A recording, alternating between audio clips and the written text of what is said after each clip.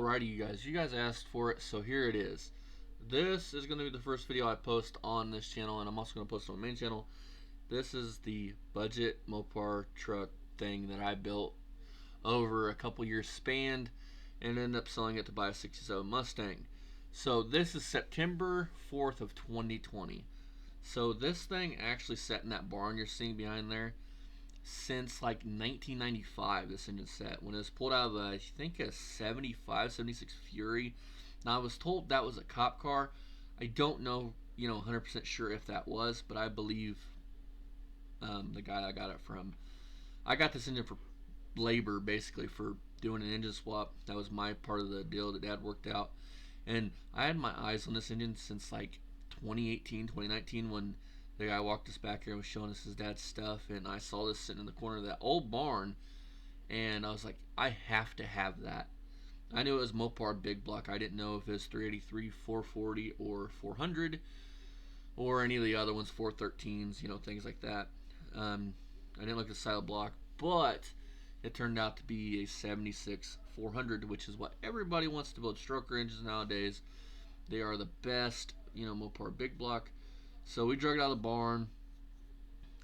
It's set for like a year or two here, I think, while I was deciding what I wanted to put this in. At first, I had a 1990s Dakota short bed regular cab that was really rough. I traded a three-wheeler for it, and it needed everything, but that had frame issues, and I eventually sold it, and the guy made a trailer out of it, but it had frame issues, and at the time I didn't have the ability to fix that frame issue where the leaf spring goes in. So putting a big block in one of the trucks is hard enough, but to do it to the truck that needed basically everything, floors, rockers, which Dakotas they don't make a shit ton of aftermarket panels for because I guess they don't think there's a lot of need for it. Again, this was 2020 and I didn't have the best phone equipment, and the reason why this music is turned on because it's shitty audio, and I'm not gonna lie about it. Me and Dad right here I think are discussing how we want to do this. And if you look at me and Dad, we have both lost significant weight over a 5-year span, and that's pretty good. But yeah, I was a fat fuck, and I still am a fat fuck. But hey, you live, you learn.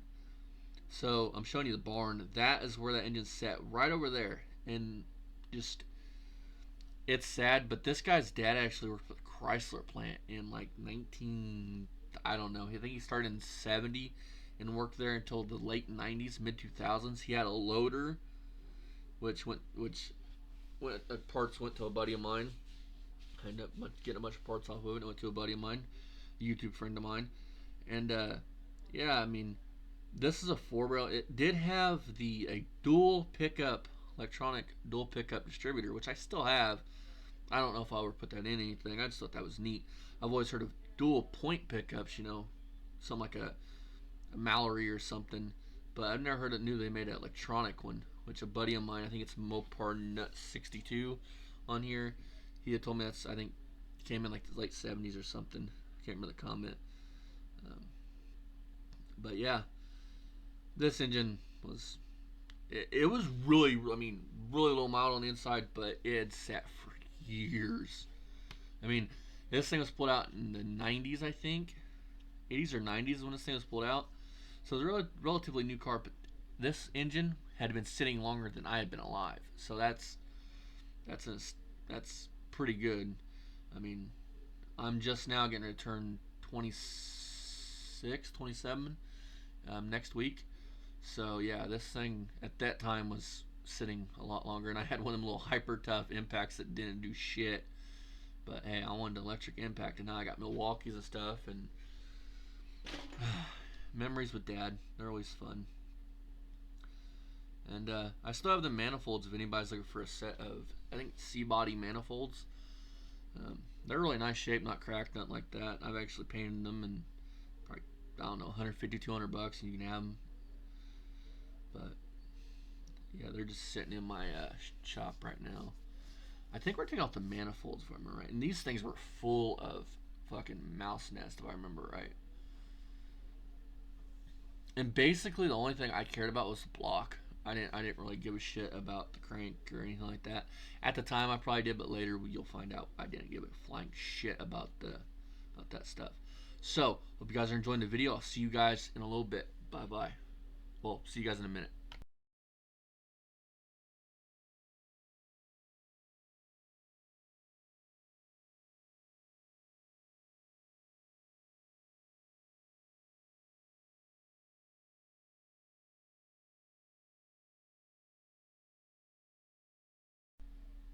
Alrighty, you guys. Look at that handsome fella right there. So this is November 13th of 2021. Long time ago now. But I had actually traded and got this truck here. This was the future muscle truck, actually. Um, this is a 82, 83.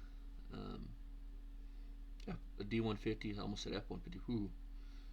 This truck, and every time I say you gotta drink. This truck had a lot of rust. This cab that's on this right now. That white cab that's in the bed actually went to our customer Bobby, who we have his green 76 out here. That's actually the cab that's on that truck now, because his dad's cab was just foobarred. It was junk. And this red cab with the blue doors was no better shape. It was rough. I ended up getting another cab, and it was starting to turn out like a good truck. But like I said, found a 67 Mustang I'd rather have, so something had to go, and I can't keep them all. I need the money. But what I'm doing right now is I'm just talking to you guys. I was trying to see what you guys thought. If we should do Hemi, which I want to do a new 5.7 Hemi. That's going to be coming up soon. I don't know if I'm going to do it on the Dart or the Charger, but one of them. It's going to get a 5.7 Hemi here in the next year or two. This thing, I was trying to see what you guys want to do. If you guys want to keep it stick. Overall, the truck was in pretty good shape as far as like the frame, which is really the only part I cared about. Because short bed, you know, first gen is what they call them. Dodge trucks are hard to find short bed roller cab frames. So that's all I cared about was that. So these swaps are pretty easy to do. Keep this in mind. You do need big block motor mounts. Small block will not work even in the truck applications. 440 Source sells an excellent big block truck mount. You do need an oil pan. You're going to need a big block transmission if you do not already have one. Those are the parts you're going to need for sure. You can actually use like 70s B-body headers in these trucks. I actually use a set of hooker headers on this truck. I picked up for like 50 bucks. Keep in mind the deal with this truck was to be under $3,000 with the engine installed. Now I knew after that I was going to spend money on body mounts and things like that, and brakes and under, because these trucks have a weird, like right now I'm showing you guys the floors or the doors, rust-free doors, but it's sold for like 200 bucks. But these trucks, the gas tank sits in the side of the frame, so running duals is hard to do. So what I was going to do is get a universal under the bed kit to relocate that in the center of, you know, the bed somewhere towards the back of the truck. This truck, the guy had it for 1,500 bucks. I knew it was this rough. I just wanted the frame. So Dad and me, when we first got the truck, we're like, we'll just cut the back of this off to save our customer Bobby's green, his original dad's truck. That wasn't going to happen. That truck was too far gone to do that to. So what I'm doing right now is showing you guys that white cab, which Dad actually fixed and did it. Dad did amazing body work on this white cab to make it for our customer Bobby. So just, that's pretty much what this video right here is showing you guys. So now keep in mind, the guy did say it had minor surface rust and a few rust holes. That minor surface rust was through holes. So don't believe what everybody tells you on Marketplace. And if it's got scale, it's got holes. And do not patch it with self-tappers unless you just absolutely have to. Now this truck was a 318 truck and a stick. So keep that in mind.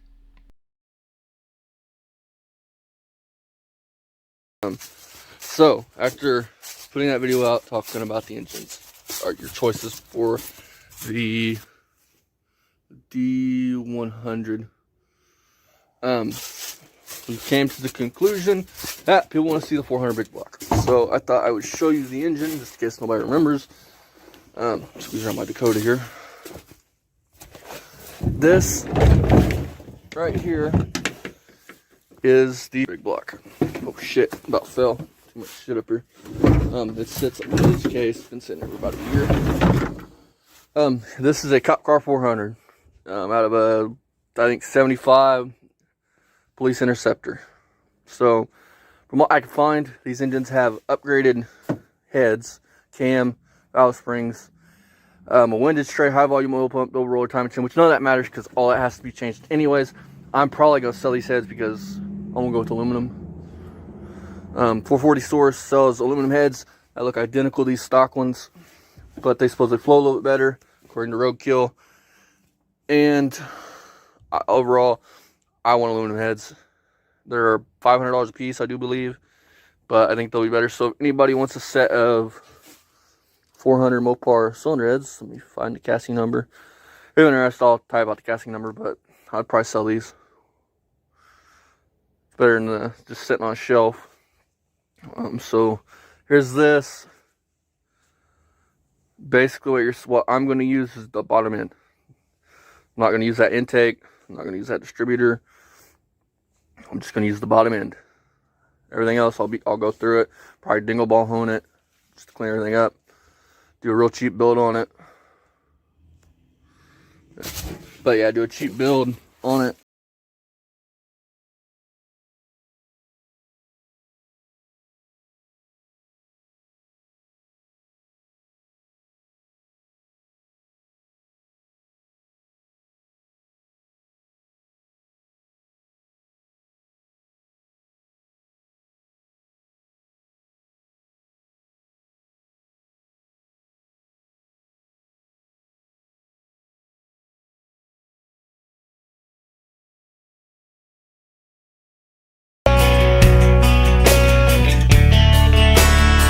Alright, you guys. This is the crank we're using. The forged crank out of 383. It's a forged crank out of a 67 383. For a well back on the channel. Pistons are over there. I had to smash the piston to get them out of the fucking center. The rest is so bad. I never seen one that actually had a rust hole in the block. I think there's pictures on the channel and whatever. The valves had actually rusted off, and who the hell just pulled apart a motor like that a while back? One of these YouTubers did, and the valves is actually rusted off way in the motor. What the hell was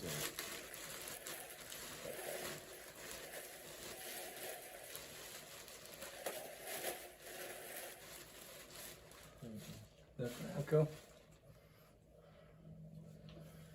For $60, it might be a good idea. I mean, I don't really.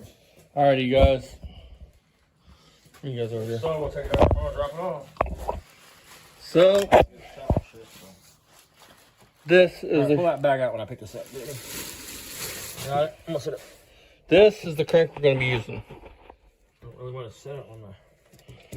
I'm probably gonna take it down to Havco, so the budget's probably gonna increase by next video because by like $50. Take it, have him clean it up. I think it'll be fine to use standard bearings. It's a forged.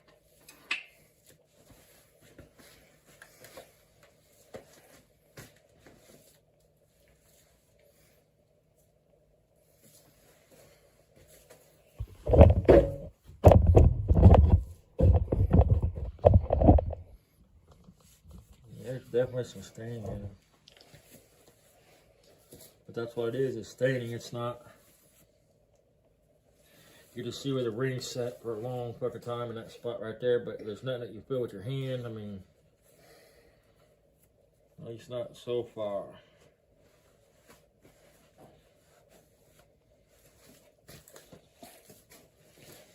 No major rust. Look, I don't know if you can see it, but you can see a Chrysler emblem from the original head gasket right here.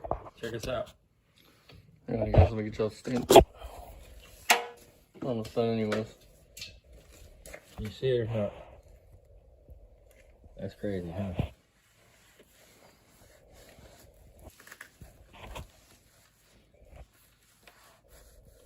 He coated these cylinders with grease when we put it up, and I think he probably did it. That's probably what saved it. Because there is no ridge. I mean, there is no ridge. There's no ridge at all. I mean, nothing like, you can see the bearing grease in there, but nothing like fucking that Pontiac motor. It had to go get done. I mean, the ridge was, it was pronounced. I mean, it would have been a smoker. And since I'm not a smoker no more, my engines can't be smokers. That one looks really nice. That one looks really nice. That one's not too bad. That's definitely the worst one I've seen thus far. That one and this back one back here. But this one might. It's definitely got some sting in it, or got some water in it one time.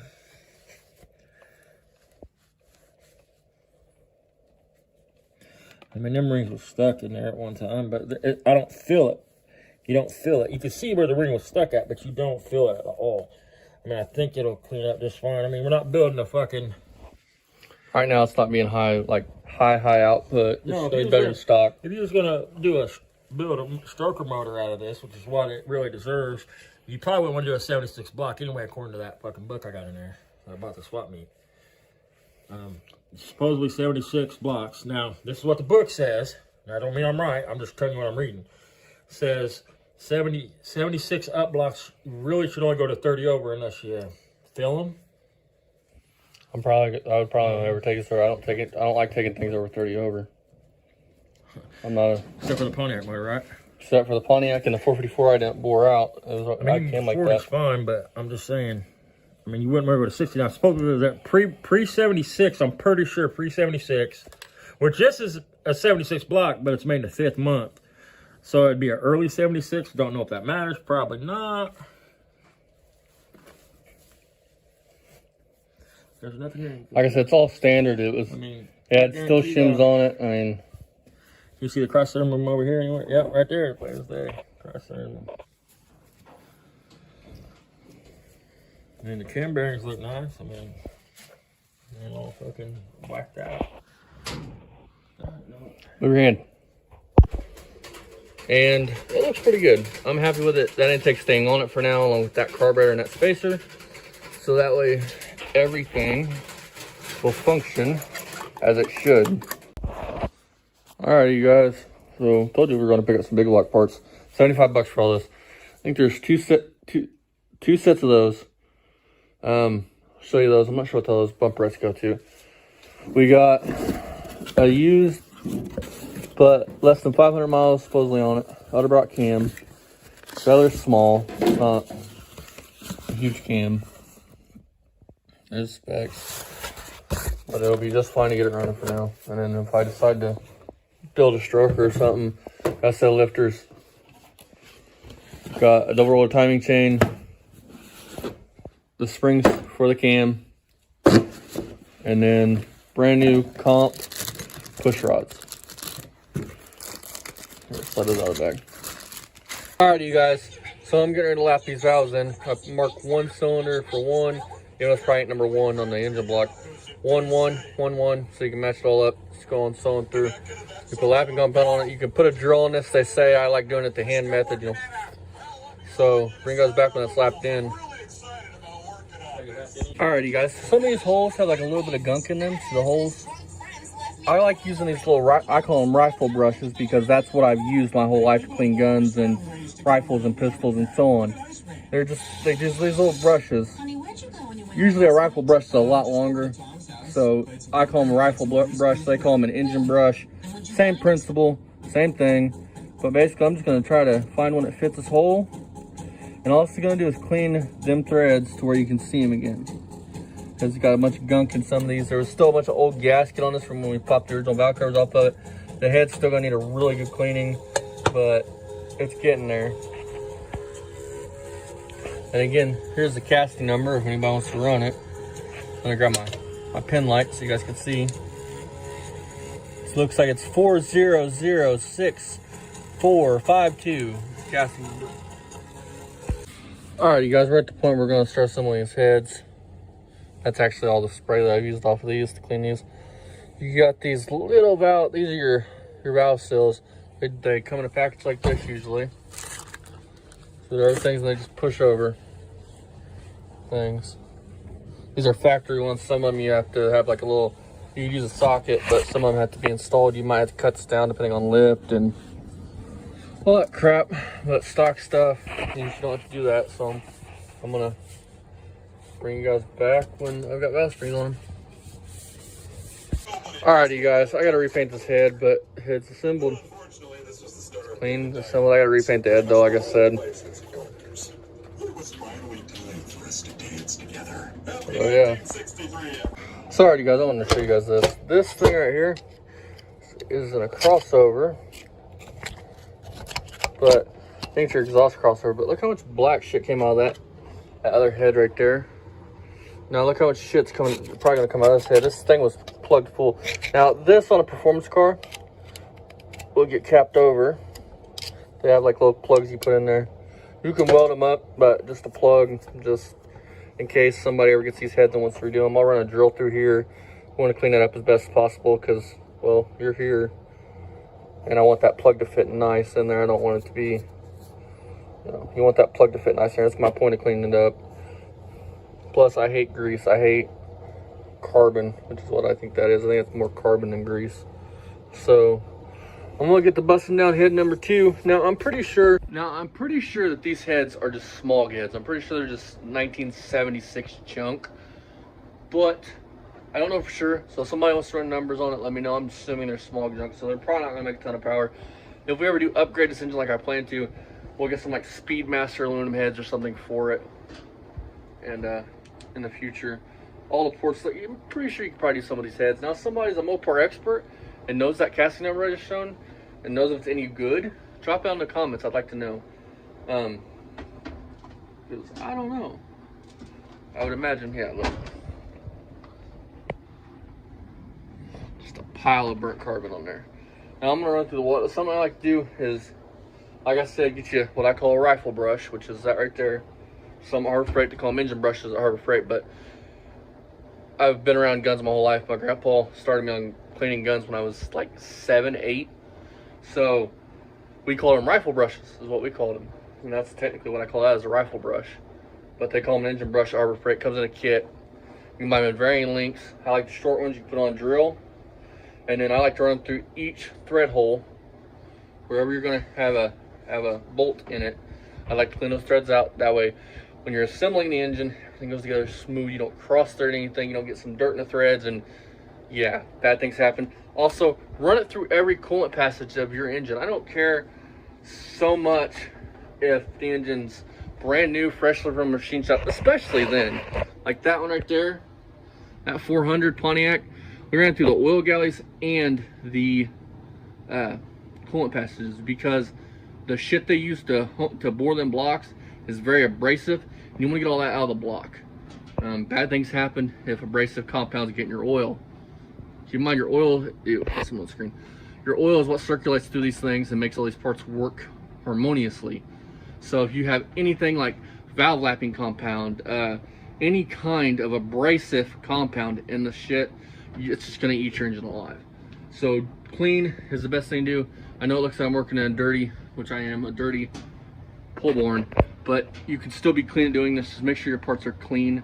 Like I have a vat of brake fluid here with a brush, and I'm gonna go through everything, make it as clean as I can, just in case. Now that engine, I'm a lot more, okay, my finger's in the way. That engine I'm a lot more careful with because everything on it's brand new. I don't want to ruin a $1,000 engine, which it's more than that because you figure the block, the engine when we pulled it from junkyard, the engine ran, it just had a lot of miles on it.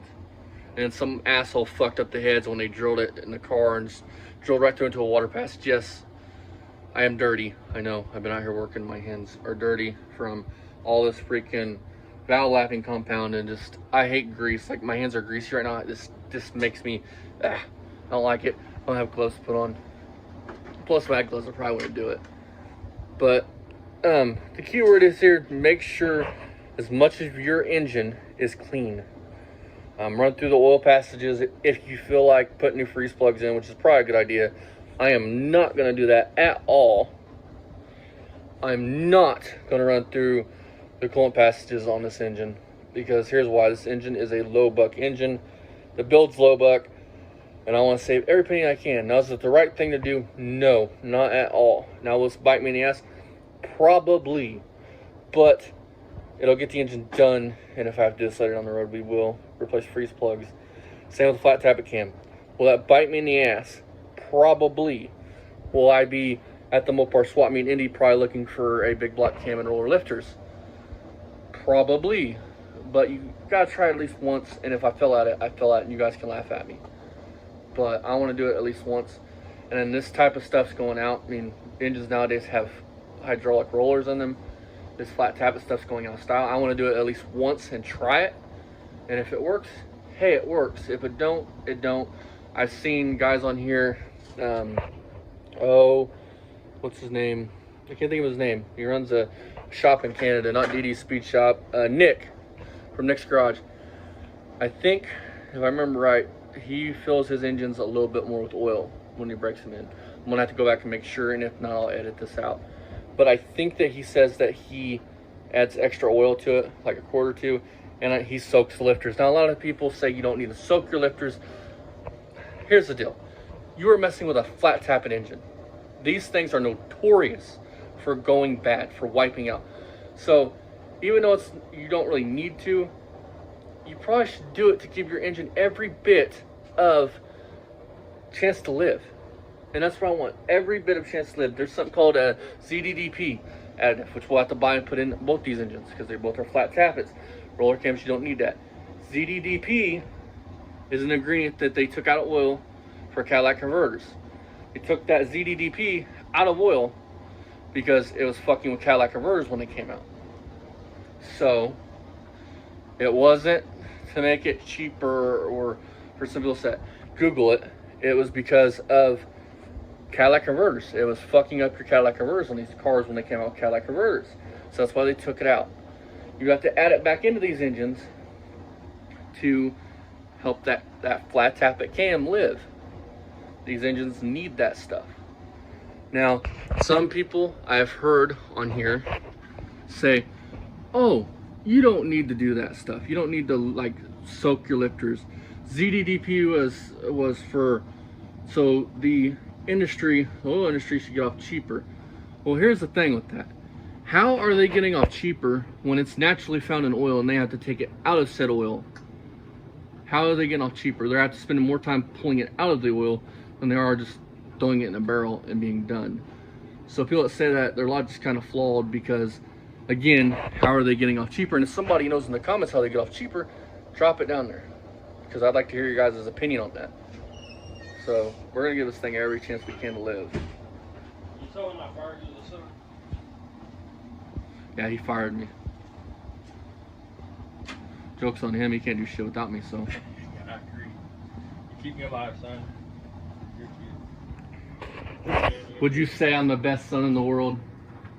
Yes, I'd say you're the best son in the world. Alright, you guys, so what I've done is I'm just cleaning up in here. Get all the burnt grease and shit out of them. All the rust, getting all that out of there. So yeah, so we can get ready to lap them. Sorry, you guys, I'm gonna soak these lifters here for our 400 big block. I'm actually gonna let these soak for probably a couple of days, make sure everything primes up. You probably don't have to do this. I know lots of people say you don't, but I want to do it just to make sure everything's okay. Because some people say you don't, some people say you should, and I'm just gonna be safe with it. So I put some oil in a paint cup, put lifters in a paint cup, and put the oil in it, and I'm gonna go set this somewhere where it's not gonna spill. We're gonna let it sit for a couple days so these things can prime up and hopefully not wipe each other out. So check this out, you guys. Somebody along the times has stamped this block 6.6, which is 6.6 liters, which is what I'm assuming that means, which means, well, 400. It's a 6.6 liter engine. So I'm pretty sure that's what that means. Or this block, well, it couldn't have been that. Sometimes when you send things out of machine shops stamp their work, like if they work on a block, but this block has never been machined. This block is standard. So it makes you wonder if the factory did that or what. It's kind of odd. And then it's got a bunch of rough numbers in here. I don't know how you guys can see that. Looks like AE, 4A, 4C, 2C, and 1F is what that one says. Well, we're idiots, you guys. I didn't think to look down these coolant passages, so we're gonna have to flush this block. Look.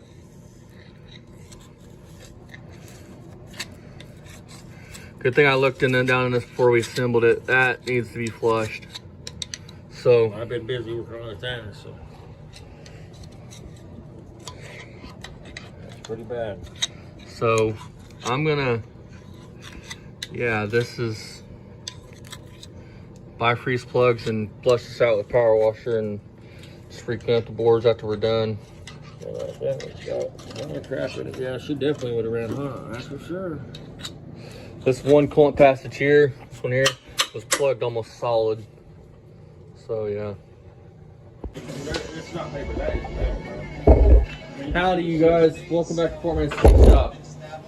This video is just a bunch of random stuff on this big block. Right now, I'm getting ready to gap cylinder number 1. Piston ring. Not going to bore you with the rest. That would be a long video. This video is already just going to be a collaboration of just junk.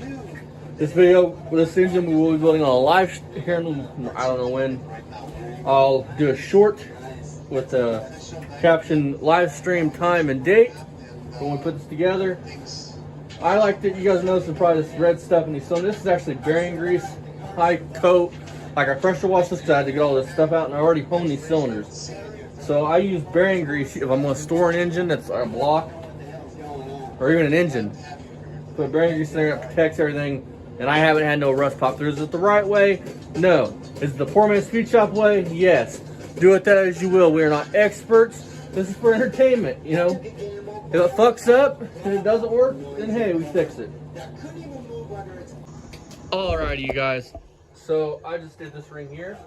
It is, we're going between 18 and 23. I think that's what everybody says online to do. So I'm going to put this on number 1. It says if it has a dot, that the dot faces up. If the paper says if it don't have a dot, it can go either way. So, and I want to point something out. Most people, well, we tore apart an engine once, and this was like this, but I want to educate you. See this little notch right here? Little cutout right there? Sometimes I have a dot, sometimes I have an arrow, sometimes I have a knot, sometimes all different kinds. Anything that's stamped in the piston like a dot or a notch or an arrow always faces the front of the engine. Always. Front. Doesn't matter what side it is. Don't do this. Don't do this. Don't do this. Do this.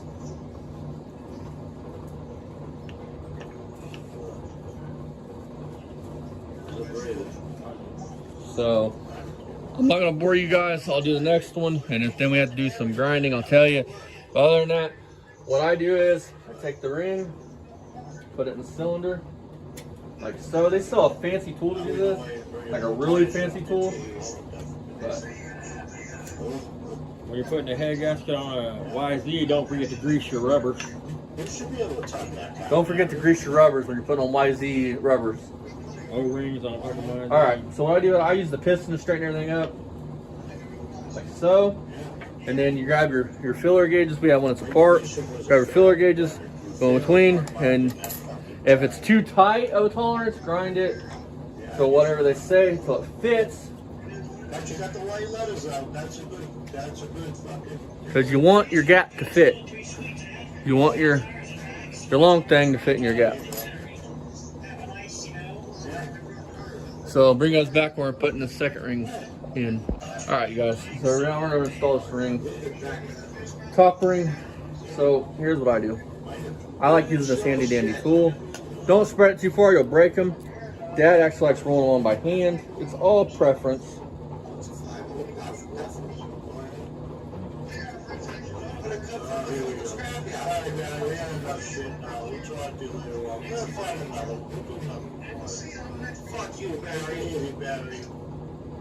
Come on.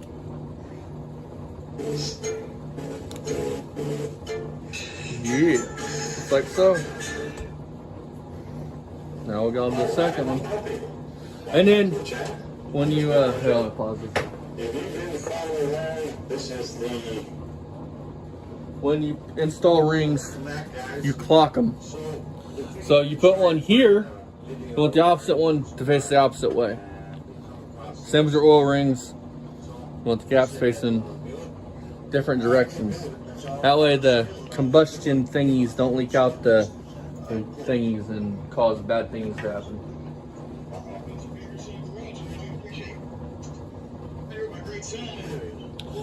I just realized something, you guys. Don't do what I just did. I have to use that damn piston to fucking line up the other fucking ring. God, I'm an idiot. See what I mean? Don't do what we just did. See what I did? I'm supposed to be a mechanic. Jesus Christ. How are you not for We're hacks. There you go. That's what we are. I mean, yeah. I don't pay me no extra fucking. We don't go cars here. You can't make this shit up. Alright, I'll bring you guys back when we're doing the second one. Second ring.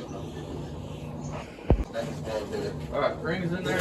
This car You can line it up. any track. You're gonna grab your filler gauges and you're gonna fill the situation out. Get it? Filler. Fill the situation out. Filler gauge. Fill the situation out. Hey, bud, can you stop? Give me 2 seconds. I know I'm interrupting your video, but you think you can use your perfect eyes because I'm blind as hell. Make sure I got these rings on right. Yeah, right. Alright, back to our regularly scheduled program. Had to step away and help Dad.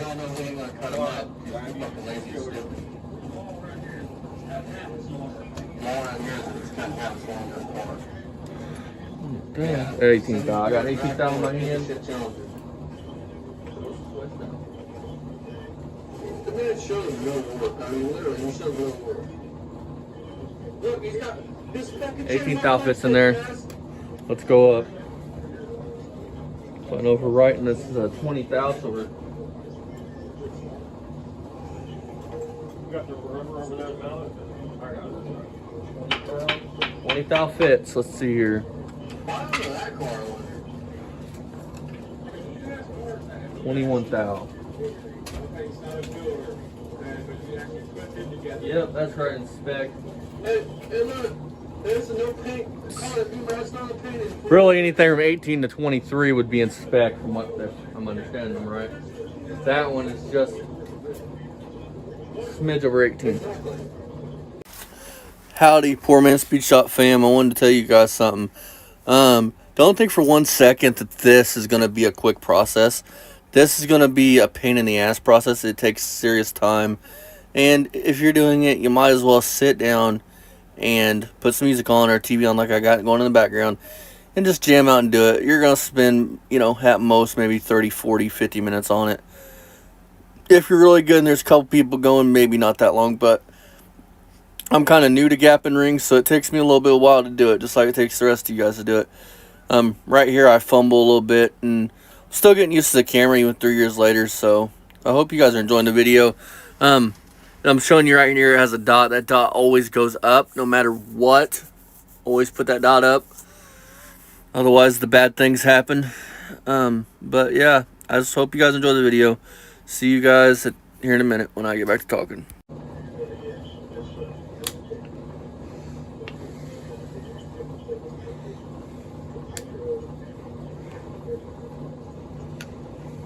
Nitro and nitrous are totally different there, viewers. So, dot's facing up. Basically what that does is just bend it around and that number. I have a dot, so it goes, actually,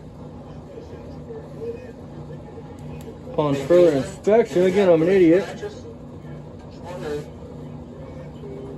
It's got a dot, I think. So, Me and Dad did it last 400. I'm going to put what looks like a dot up. And if it's not a dot, well, then it don't hurt. If it is a dot, it would have hurt. So, now, show you guys something. See this right here? Spin it. Clock them. I got one here, one here. That's what you want. Now I'm gonna put the oil ring on. Piston done. Now I'll put the oil ring on. Boom. Yeah. Boom. Now I'm gonna put that one right in the middle of the skirt right there. Now we're gonna grab this one. We're gonna put that in the middle.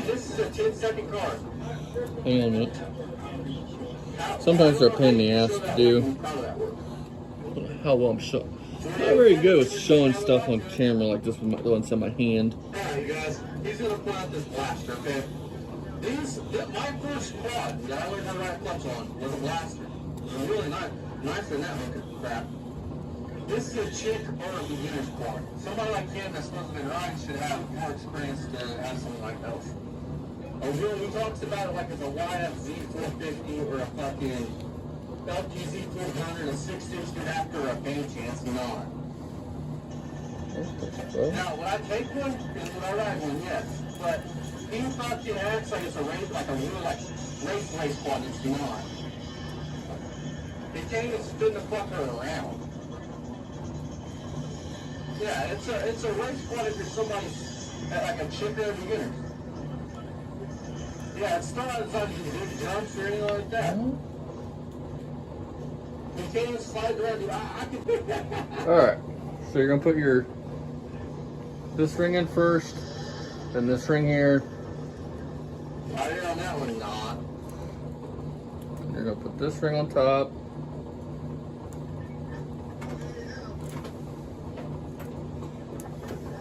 What the fuck's up with your arms, Barry? Why do you have all these scabs on your body? Are you on meth or something? Are you a picker? And what I do is, Games are skating. You look, your arms are all fucking popped up, dude. Like, with holes. I spin this ring to where it's completely the opposite way of the other. So.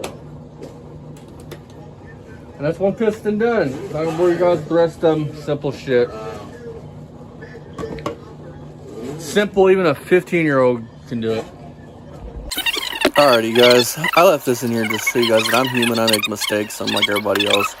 I went to my local auto parts store. They're supposed to order me Mopar 400 freeze plugs. Turns out they ordered me the wrong ones. These are for a Buick.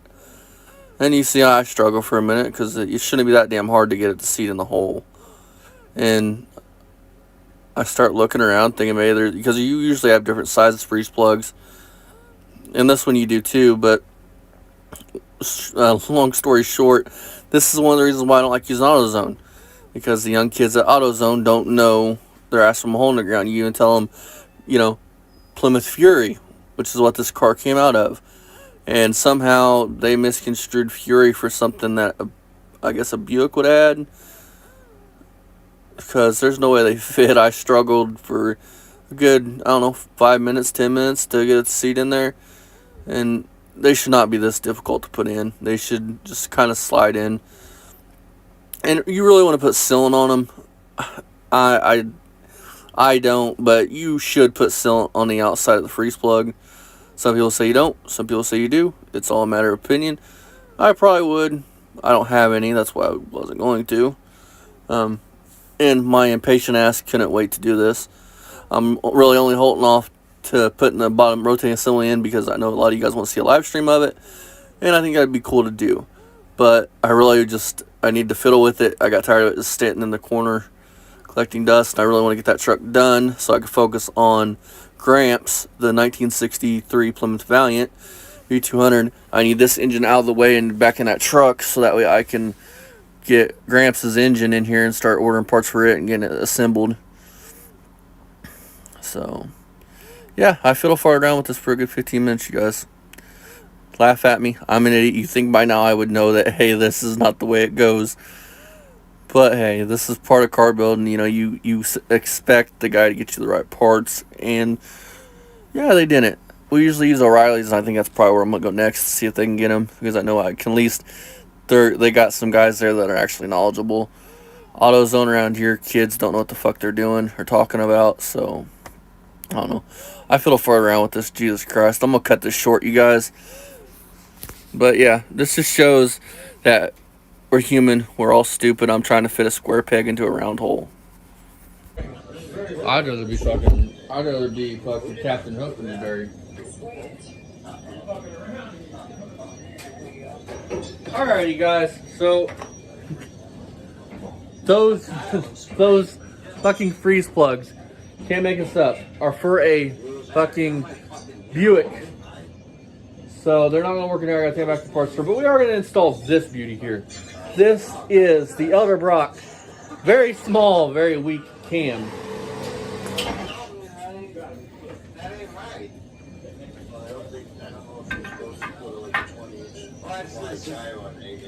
This is for testing purposes. Oh yeah, well, put all that silver on there, but that's permanent. Yeah. Now this is a flat tappet, so you want to make sure it's well lubed.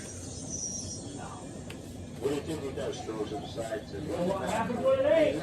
I'll guarantee it's coming off like that. He's gonna try to. Because when this ain't well lubed, you're gonna have a very sore day.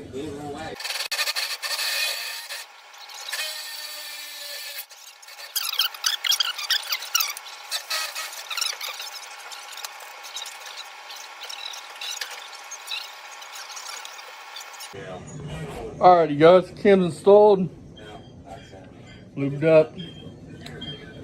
So we're gonna call it for now. Bring you guys back. Well, next time you guys are actually gonna see this engine, we'll be on the live stream when we're putting it together. Why'd you do something special like crazy? Alrighty you guys, so I'm gonna end this video here. This video is just a hodgepodge of shit that you guys can see before the live stream goes with this engine.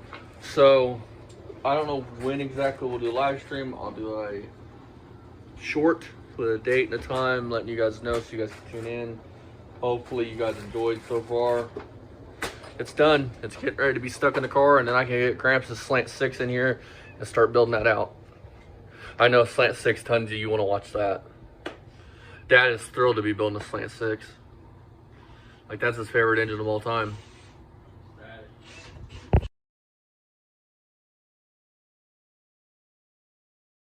AM when this thing was done.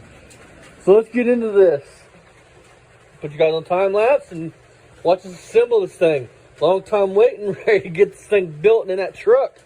Hell yeah. We're gonna hopefully whip Dad's ass this summer in a Skylark.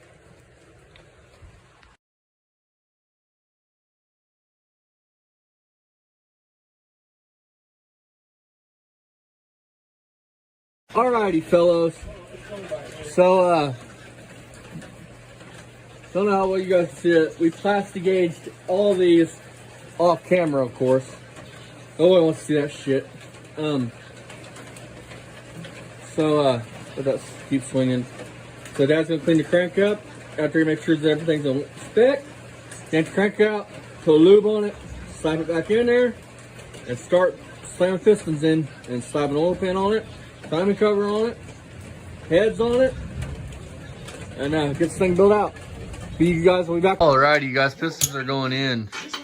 Dumbass me didn't get the pistons all the way clean, so kind of been fighting us. So bring us back when the pistons are installed. Alrighty, you guys, all the rods are in. They're torqued. The crank's torqued. Now we're gonna get to putting the windows tray on this and getting ready to button the bottom end up. Then we'll pull the cam back out and we'll make sure it's lubed up pretty good. Slam it back in. We'll put the heads on. And yeah, so I'll get you guys set up on tripod and you guys can watch me fiddle with this windows tray. I'm gonna have to drill a hole because that pickup tube, you guys will see, has a little tab that goes underneath one of these main caps that holds that pickup tube in place and doesn't allow it to wiggle. So yeah, let's get to it.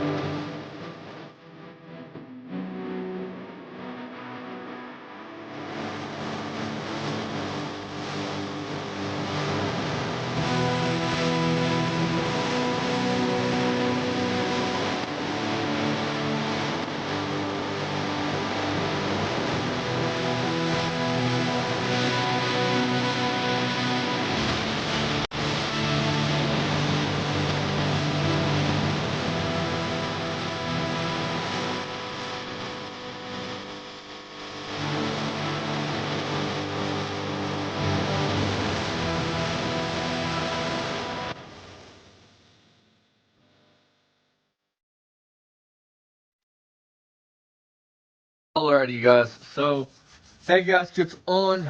You're gonna put this head on, get it towards spec. I'll get the rest of this built out. Then we'll get the truck dug around here, and after that, after you guys see the intake signal on, the next step will be to get the truck around here.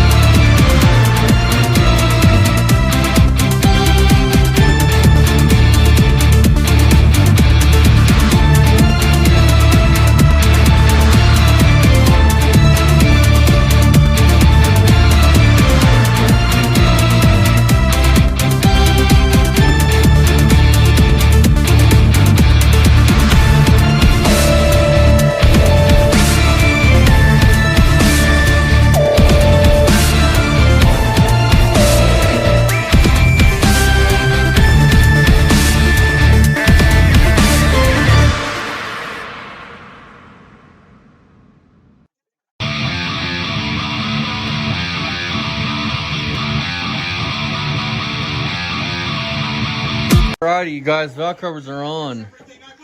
Next will be the intake, which is the polished one. I think this engine's gonna look pretty, pretty for what it is. I'm not really gonna paint it. I'm gonna leave it like this just in case. Because flat taps are known to go weak. There's no point in me putting any more effort into this if it's gonna fucking destroy itself. So yeah, and I pretty much built this one on my own. So if it goes flat, it's, we're gonna blame it on the lifters and the cam. I don't know, we'll find out. Bring you guys back, we're putting on the intake.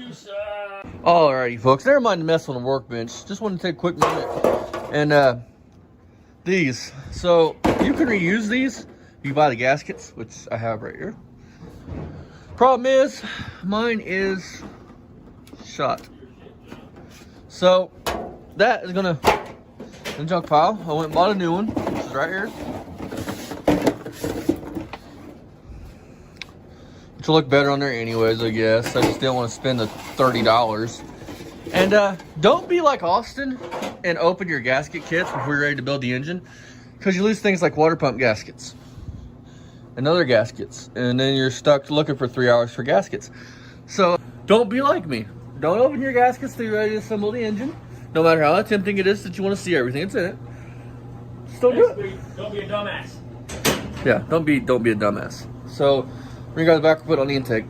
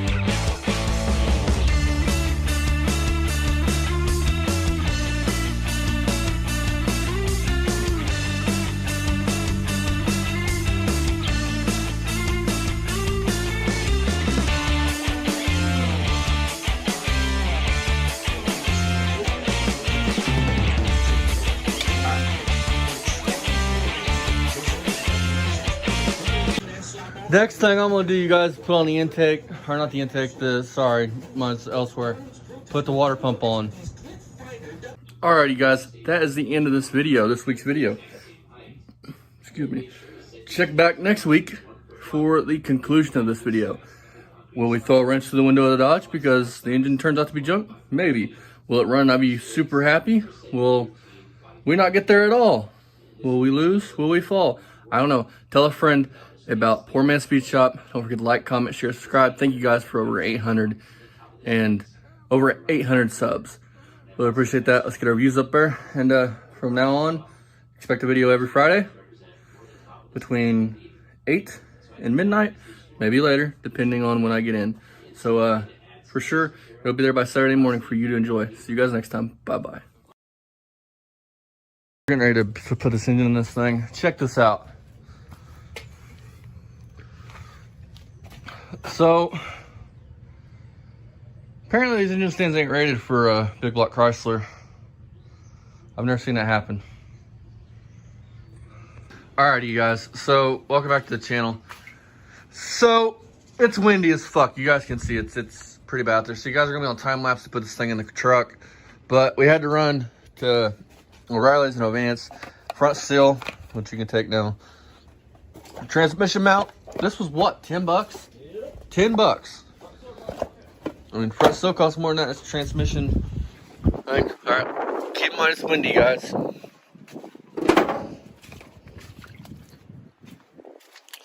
Now, I don't like doing this if you're working on somebody's car just because if something goes wrong and it leaks.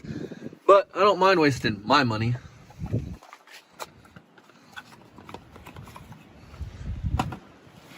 So he's gonna drop that cylinder and I'm gonna do something else. Alright, you guys. So that is the factory original spare from 1983. Holding air because the damn wagon wheel decided that it didn't want to live no more. It said, fuck my life and fuck what I want. Scared the shit out of me, you prick. So, yeah. Lovely. So, since he's got his legs up underneath of it, I'll move the damn jack.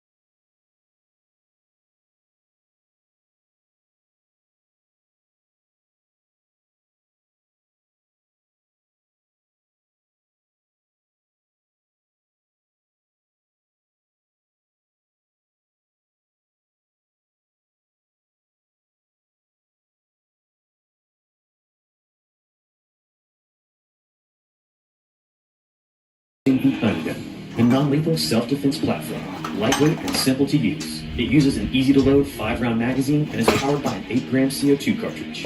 Byrna launchers fire a 68 caliber chemical-filled projectile using a patented pull-pierce technology where the CO2 canister is only punctured on the first trigger pull, meaning your launcher is always at the ready. It's capable of incapacitating an attacker for over 30 minutes and is accurate and effective at over 60 feet. It requires no permits, no background checks, and is interstate travel friendly. With Byrna, you will be prepared to defend. Keep going.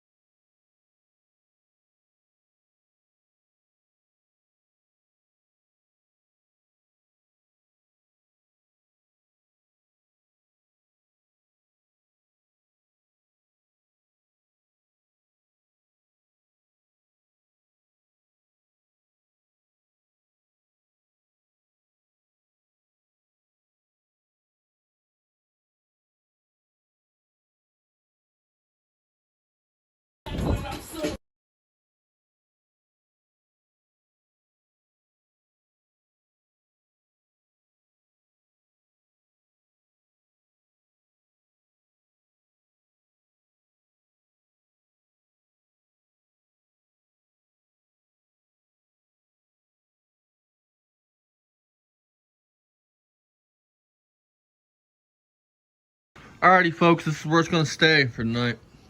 $6 hooker headers.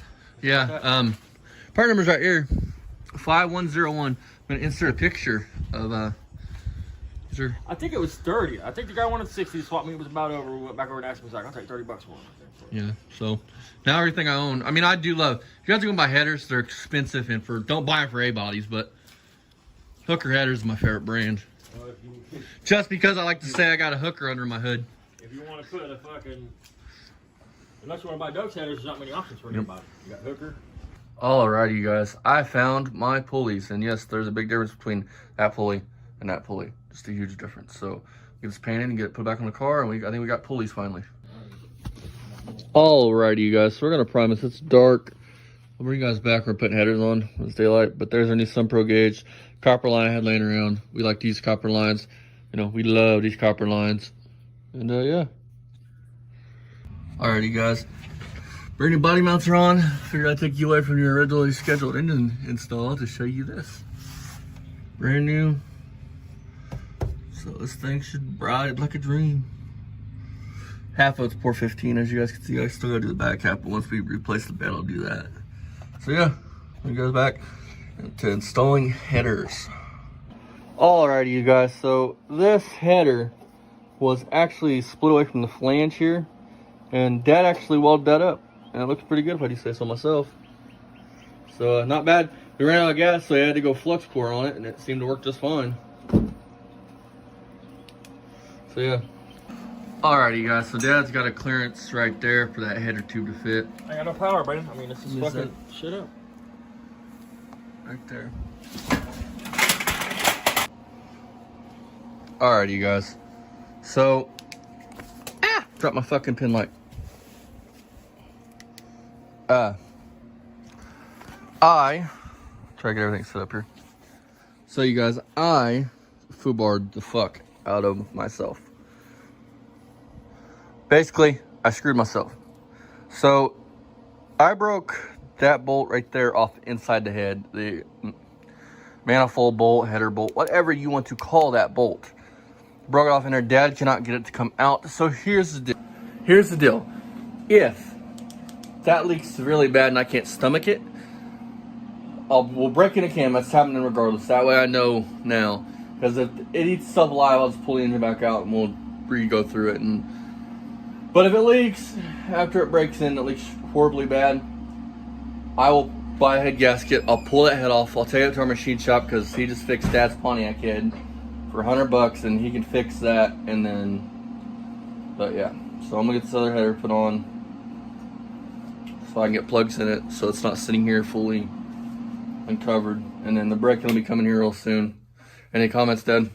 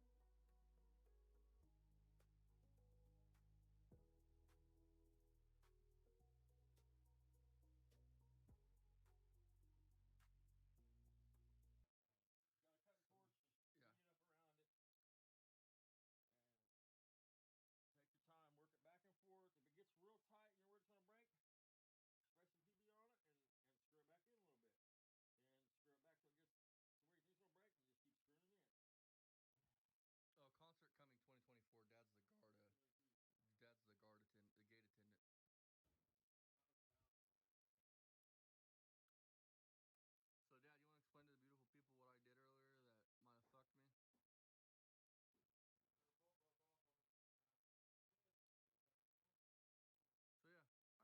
bolster, so it's gonna leak like a sieve. I'm a fucking idiot. I never said I was a master at anything. So these are the mufflers. These are the ones we bought swap meet in Indy Mopar swap meet. We thought these were knockoff Flowmasters. Well, it turns out, here's the part number. They are actually Flowmaster Super 40s. Which, Dad, what's your favorite brand of mufflers? Dad loves Flowmasters. Yep. All right. Safety up in this bitch today. Yep. There's a guard nose out and everything. Break-in is gonna happen today. Okay. The first part of that word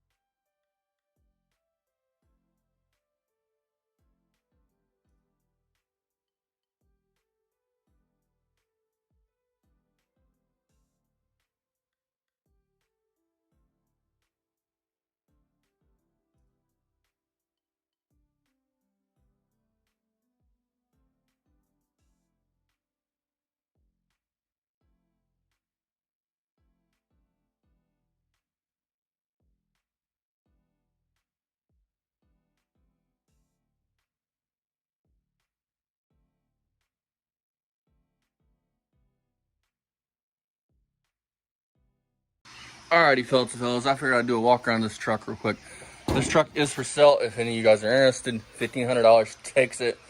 This is my 1983 Dodge d150 short bed, regular cab, rust-free cab.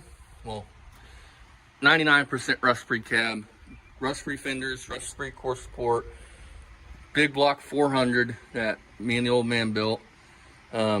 Very budget build, runs excellent. It needs some finishing up work.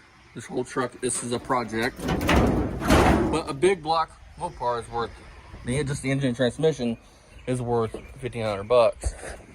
Now, the only rust on the cab, only rust hole is that right there. The floors are solid. The doors are solid. This is an 83. It is a stick truck. So if you want to go back to a stick, you could. I don't have the pedal assembly. It's got an automatic in it. I have the grill, the bezels. Those parts actually belong to a YouTube friend of mine. So those don't go with this truck. Those are for a big C800. This is a custom. I'm not sure what the hell that means. I'm sure it's nothing special. It probably just means some interior upgrades like your old Skylarks are. Tack that isn't hooked up. Oil pressure gauge right there. And then right here is where your water pump, your water temp gauge. It's electronic. It's laying in here. Bed needs replaced, or you could fix it if you wanted to.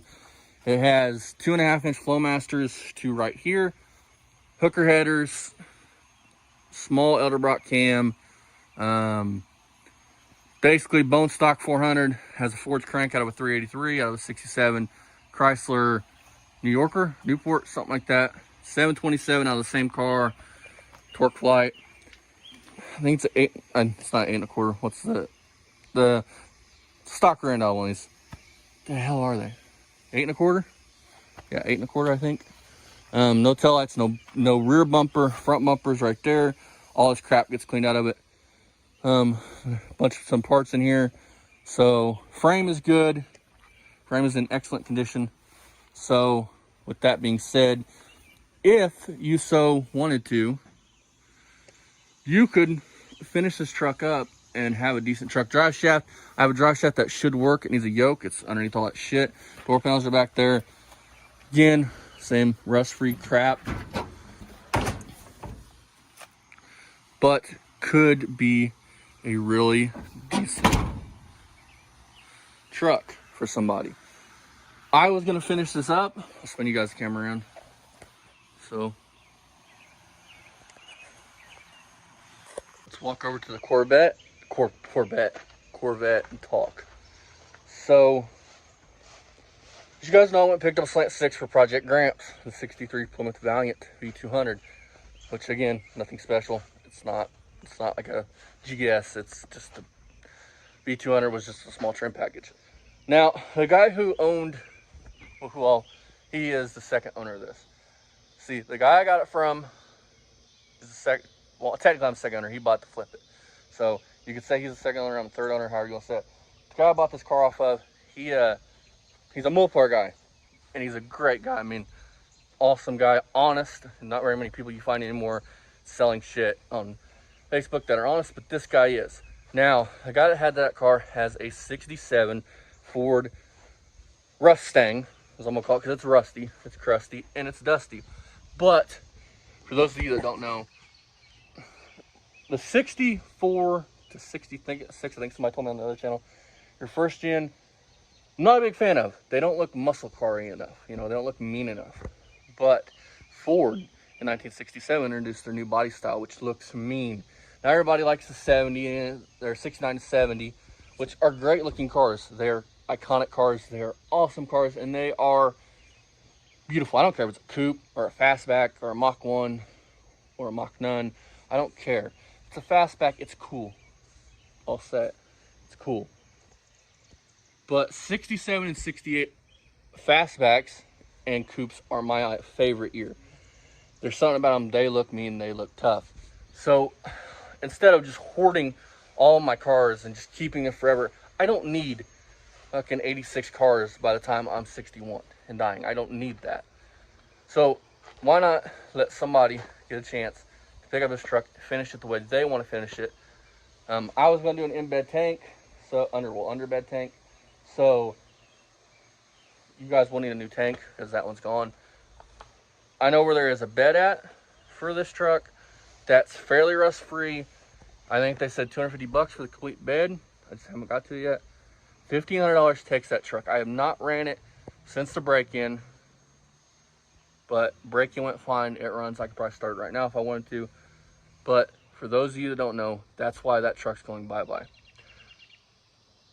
This is my chance. I'm going to pay $1,000 for this car, and it's going to be a massive project. But it is an early Mustang. It is, well, fuck it. It's a Mustang. Parts are all over the place for them. They're cheap. Sheet metal is cheap and all that. So I'm thinking as soon as I get this truck sold, and hopefully he don't sell that car, which I don't think he will. He don't have it listed. Nobody really knows about it. We'll get that here. We'll start on that this winter, doing body work. Quarters are like $300 for both of them.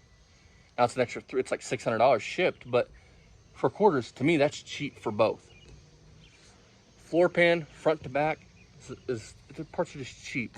Y'all want to build a Mustang, I don't care if it's the first gen, second gen, or third gen, get into Mustangs. So that has to go bye-bye. If you guys are interested, $1,500 takes it. And clean title, clean and clear title. What else can I say about it? Besides, it would be one hell of a truck when it's all said and done. First gen Dodges are cool, and I love them. I do love that truck, but there's no sense in keeping it. For one, I don't want to fill up my yard with cars, and for one, it'd be, if I get this Mustang, I'll be focused on it, and it'll be another 2 years before we touch that car. So you might as well put it in somebody's hands that'll save it, and put it on the road, somebody that can enjoy the truck. And the main reason is that it was gonna be my summer cruiser. I have this now. I don't need that truck to be a summer cruiser. I have the Vet. I don't need that truck to be a summer cruiser. That came up for a steal. I paid $2,500 for that car, running, driving, drove it home. Beautiful car. And then we were in the process of building this, but I've always wanted a Corvette. I bought a Corvette. This truck can be yours, $1,500. Can be yours. I will show you guys it runs. There is a new tranny filter and tranny gasket in here, just because I don't know when last time this thing was changed. I know where I said there's a whole parts truck at, and if you buy this, I'll gladly put you in contact with the people that have parts for this.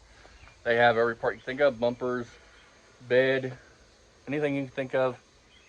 Let me know what you guys think. See you guys next time. Sad to see it go, but I'll be getting a dream car of mine that will be like the fucking Dart that will never leave my possession. So with that being said, and before you guys go on here and go, well, it's a Ford. You always knock Fords. Yes, I knock Fords, but everybody. Dad knocks Dodges. I knock Chevy. Does that mean he hates Dodges and I hate Chevy? No. It's just a burn of a joke. Now, these fucking vans right here, these Ford freaking vans, or even Ford trucks with Tritons, junk engines. Don't even fuck with a Triton. Just don't. They're junk. So, see you guys next time. If you guys want to inquire about this, I am 10 minutes outside of Brazil, Indiana, in a very small town. So, the local, you guys want a Dodge, first gen Dodge truck. It is 2-wheel drive, it is short bed, and yeah, see you guys next time. Bye-bye. Thank you guys for watching, liking, commenting, subscribing, because I'll post on both channels. So, I got super lucky with the community that we have so far. You guys are fucking awesome. Couldn't ask for a better community. You guys are like family. I love you guys. See you guys next time. Bye-bye. Buy yourself a muscle truck. Howdy, fellas and fellas. So, now is the talking portion of the video. I know you guys love it so much. So, this video is like put together with a bunch of just old clips from other episodes. Now, I'm sure a lot of you guys are screaming at your TVs that I sold a big block muscle truck that was 95% done, and we'll give it 75% done, to buy this, which is a 1967 Ford Mustang Coupe that was last registered 2002. Here's why. So, I regret selling it with the engine. I sold it for what the body was worth.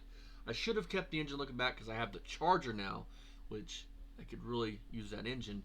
Although my buddy Chris, the same guy I got this Mustang off of, has a 1969 440 block and crank, I do believe. So that's what's going to be coming up for the Charger. And sorry, spoiler alert, I'm going to build a really, really nasty 440 if I like the Charger for the Charger. Now, why did I want a 67 Mustang over a Dodge truck, which I've also wanted for years? I've also wanted a first gen, ever since I've seen Roadkill Garage's Steve Dulcich's muscle truck. I've always wanted one. Here's why, though. And a lot of people are going to disagree with this, and that is fine. We all have a right to our opinions. In my opinion, the 1967 Ford Mustang is the best looking one of the first gens. Now, once you get to, I don't know, 70 of them might be a first gen. I don't know. I think those are second gen Mustangs, but 70, 69, 70, those are pretty muscly cars. But for 64, 65, 66, those, and I have one coming. My buddy Chris, who I bought this off of, also has a pretty cool 64 that I'm going to work out a deal with him on, so I can have the pair. Now, am I a big fan of 64, 65? No, but I do like the story that came with this, that's coming with this other car, and that's my main reason for doing it. Plus, this 67 is turning into going to be a pretty nice car, and I don't want to go thrash a nice car on back roads and things like that, where we can use something like this 64, for instance, that I don't care about really, to thrash around, to have fun with, and we can park in the parking lots. I don't have to worry about getting dinged and dented. See, with the nice cars, you have to worry about that. But this was a dream car of mine, and it just so happens I was able to pick this car up for $1,200 off my buddy Chris. You can go see this video yourself on this channel, and if this is on my second channel, on my first channel, you can go see this video as well. This car is super rough. I mean, the only thing that probably, excuse me guys, sorry about that. The only thing that's going to be still 67 Mustang is the roof, probably, and some other trinkets. I bought the car for $12, and I have $300 like total investment in the car because I sold the engine for $700 or $800 to a fellow YouTuber, and he's going to use it, and I forgot what. It's been months ago. So I have $300. You cannot touch one of these shells for $300. Now, this car needs quarters, which I have. I have 2 brand new full quarters. It's going to need some trunk area repair, which I don't have yet. It needs a full floor pan. You could put halves in it, but we're putting a full floor pan in, which I have. We have the new firewall section. Basically, the only thing that we are missing for this car is fenders, doors, things like that, and the trunk area and the front aprons, things like that, which if I have my way about it, will go Mustang too. I hope you guys like this video. Yes, I am an idiot. I did sell that truck for $1,300, $1,400, $1,500, whatever it was, to a guy. He watches this channel. I don't think he watches my second channel, which this video will also be on, but he actually pulled the engine out and put a 318. Now, that 400 I had built the way I wanted to build it. See, I've always wanted to use Milodon stuff, which I did use Milodon a lot on that. That is the truck that we caught on fire because the header wrap had starter fluid basically on it from sitting on or under my fucking workbench where I spray hazardous chemicals, and I did not know those things are a sponge. Do not start an engine with those on it unless you are the one that put those on it. Cut those off because those cause fires, and everybody has a fire. Thank you guys for watching this. I hope you guys have enjoyed this, because this is going on the second channel and the main channel. If you guys are watching this on the main channel, this is old videos. You guys can go back and even find these videos, but I put it together in one long hour video. If you're new, hit that subscribe button. This truck is long gone, but we have tons more coming up. I just got finished today putting together the 400 Pontiac engine for Dad's GS. So stay tuned for that, and I'll see you guys in the next one. Thank you guys so much. We are at, let's see here, we're at, I think we're at 3,100, a little over 3,100. Thank you guys. I started this channel 5 years ago, and I didn't think I was going to get 20. Now, this video the earlier stuff is from 2020. I was still learning YouTube. I'm still not good with the editing and the cameras and all that stuff, but I'm working my way there. We have GoPros now, we have all that stuff, and back then I was working on a fucking Galaxy phone that next of mine had bought me and her one, and it was shit. But I love you guys. Poor Man's Speech Army, you guys rock. Thank you guys so much. You guys mean so much to me. See you guys in the next one. Bye-bye. Oh, don't forget, call me an idiot, because I did sell that truck to buy this lovely hunk of shit that I will finish, because I've always wanted a 67 Mustang, and I have 95% of the sheet metal for this car. So just stay tuned for that, you guys. A lot of fun stuff. This car's getting a 5.0, an AOD, a fuel injected 5.0, an AOD. It's going to be a beast in the streets, if you know what I mean. See you guys in the next one. Much love, you guys. Bye-bye. Alrighty, you guys. I'm hopped on here to tell you guys a sad truth. The truck is gone. The muscle truck just sold. Just got done helping the guys load up. Nice guy, a couple of guys. Hopefully they have more time and more to give the truck what it needs. Love, as you guys can see, it's gone. So I'm gonna go pay for the Mustang tomorrow or the next day. See you guys next time. Bye bye.